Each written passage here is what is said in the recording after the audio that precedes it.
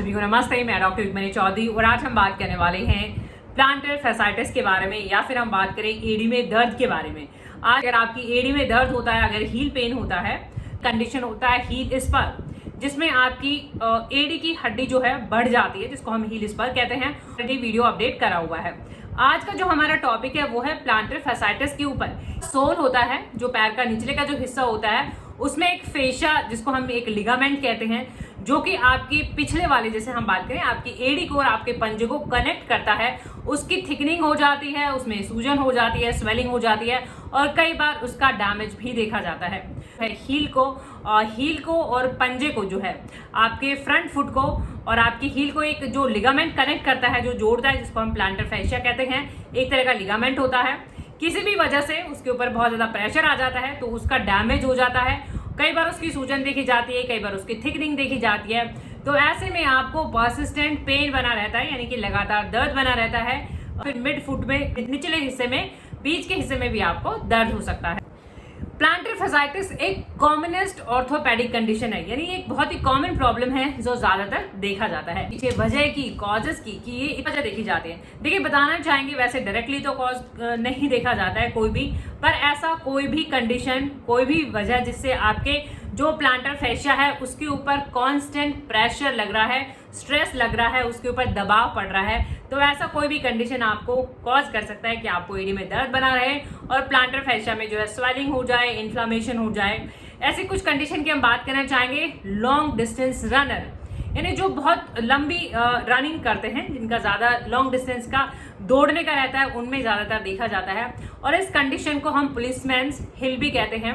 यहाँ पे as brackets की देखिए, वैसे बताना चाहेंगे, पर्टिकुलरली हम बात करें तो 40 to 60 के एज ब्रैकेट में चाहेंगे। ओवरवेट, जैसे मान लो आपने सडनली बहुत ज्यादा वजन गेन करा है, तो उस वजह से भी वहां पे फैशिया पे जो है प्रेशर लग सकता है, प्रॉब्लम देखी जाती है। यानी कांस्टेंट प्रेशर वहां पे लगना, ओवरवेट की वजह से, ओबेसिटी, मोटापे की वजह से, या फिर प्रेगनेंसी के टाइम पे महिलाओं में भी वैसे ज्यादातर देखा जाता है। और ऐसे बन जाते हैं, या फिर कोई स्ट्रक्चरल प्रॉब्लम है, जैसे मान लो अगर आपका फुट जो है उसमें या तो हाई आर्च है या फिर फ्लैट फुट है। इम्प्रॉपर फिटिंग, आपके शूज की अच्छे से जो है सपोर्ट नहीं मिल पाता है, आर्च सपोर्ट नहीं होता है, तो भी ये प्रॉब्लम देखते हैं। एचलीस टेंडन, एचलीस टेंडन जो आपकी काफ मसल्स को और हील को जो कनेक्ट करता है, तो एचलीस टेंडन का भी टाइटनेस देखे जाना, जिसकी वजह से भी आपको ये प्रॉब्लम। एक्टिव जॉब, अगर आपका जॉब ही ऐसा है जिसमें आपको बहुत देर तक खड़े रहना होता है, जैसे अगर हम बात करें फैक्ट्री वर्कर्स की या फिर हम रेस्टोरेंट की बात करें, सर्वर की, तो साइन और सिम्टम्स की कि क्या लक्षण देखे जाते हैं अगर आपको ये प्रॉब्लम है प्लांटर फैसाइटिस की। तो देखिए, जैसा कि हमने बताया है कि अगर आपका फैशिया में स्वेलिंग हो गई है, सूजन हो गई है, तो आपको कांस्टेंट लगातार पेन भी हो सकता है। वो पेन आपको रेस्ट करने से कम हो सकता है और ज्यादातर ये मॉर्निंग पेन देखा जाता है। जैसे मान लो आप रेस्ट करते हैं तो आपको आराम पड़ता है, लेकिन अगर आप चलते हैं तो ये प्रॉब्लम बढ़ जाती है, यानी वॉकिंग एग्रेवेशन, चलने से आपको प्रॉब्लम बढ़ती है।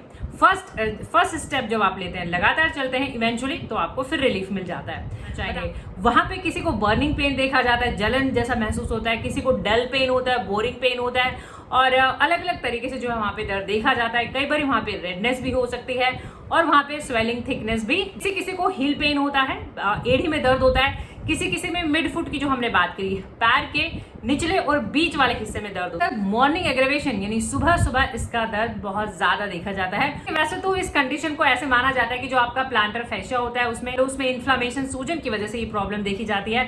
पर प्रैक्टिकली अगर हम बात करें तो ये जो प्लांटर फैशिया है, इसमें डैमेज देखा जाता है, इसमें डैमेज हो जाता है, जिसकी वजह से तो जो एक्चुअल टर्म है वो प्लांटर फैसियोसिस है, बजाय कि प्लांटर फैसाइटिस से, क्योंकि फैसाइटिस का मतलब यहाँ पे है इन्फ्लामेशन से, जबकि इस कंडीशन में डैमेज भी देखा जाता है। रिसर्च में ये साबित हुआ है कि यहाँ पे डैमेज देखा जाता है, तो हम इसको प्लांटर फैसियोसिस कहेंगे।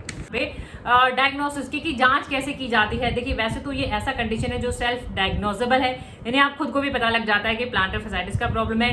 एग्जैक्ट लोकेशन पे आपको पेन होता है, टेंडरनेस होती है, टाइटनेस होती है, स्टिफनेस देखी जाती है। फिर भी जो कुछ जांचें करी जाती है, जैसे आप ऑर्थोपेडिक डॉक्टर के पास जाते हैं तो वहां पे जो है आपका फिजिकल एग्जामिनेशन करा जाता है, बात करना चाहेंगे फिजिकल एग्जामिनेशन में आपके रिफ्लेक्सेस देखे जाते हैं, बैलेंस देखा जाता है, कोऑर्डिनेशन देखा जाता है आपका, और रेडनेस और थिकनिंग को और पर्टिकुलर लोकेशन को देखा जाता है एग्जैक्टिंग की। देखिए वैसे तो एक्सरे करा जाता है, पर एक्सरे करा जाता है कि बोन का फ्रैक्चर तो नहीं है, हड्डी में कोई फ्रैक्चर तो नहीं है, उसको रूल आउट करने के लिए अल्ट्रासाउंड और एमआरआई स्कैनिंग भी की जाती है आपकी।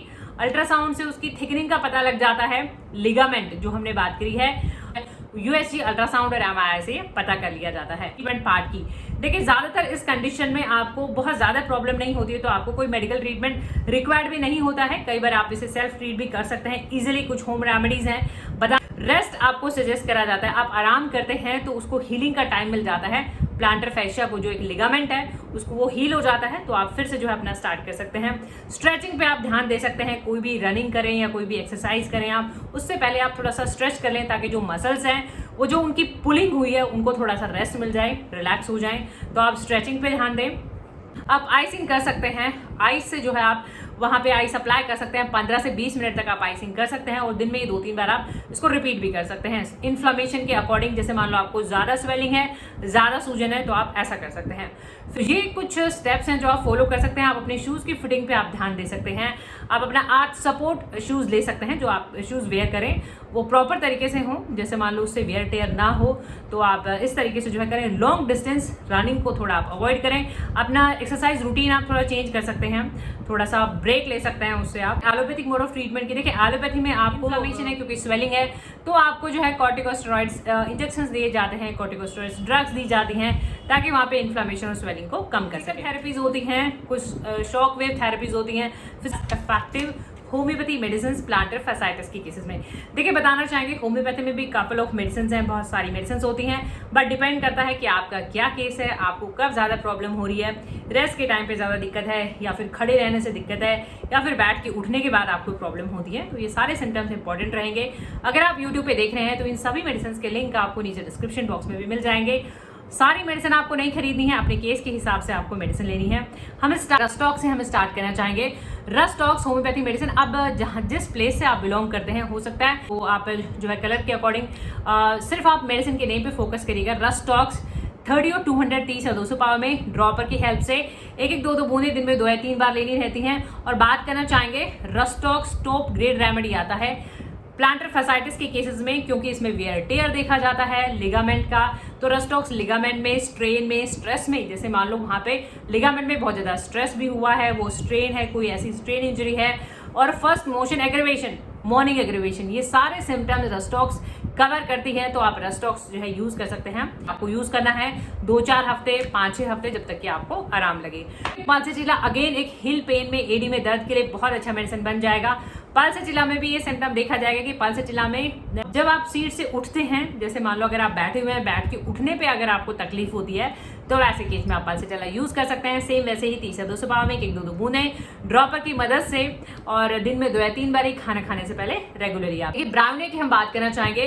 ब्राउनिया में क्या होता है, ब्राउनिया में कांस्टेंट मोशन एग्रीवेशन, यानी अगर आप लगातार चलते हैं तो आपको तकलीफ होती है, और रेस्ट करते हैं तो आपकी प्रॉब्लम में राहत होती है।